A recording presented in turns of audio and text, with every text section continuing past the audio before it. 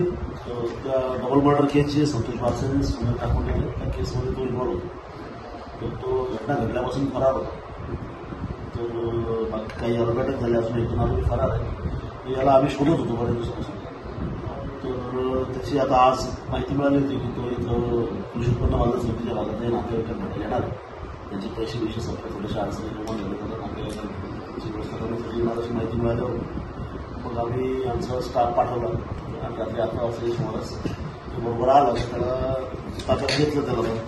तर जी टीम आहे आमची तर माननीय SP साहेब आणि SDPO साहेब यांच्या मार्गदर्शनामध्ये आम्ही रमण सुरडकर, उमाकांत पाटील, प्रशांत परदेशी, अमर अढाळे, प्रशांत लाड, प्रशांत सोनार, दिनेश कापडणे आणि भुसावळ शहराचे राहुल भोई अशा लोकांनी मिळून त्याला ताब्यात घेतलेलं आहे. आता त्याला सिटी पोलीस स्टेशनला हँडओव्हर करत आहे. ते लोक त्याची मेडिकल करून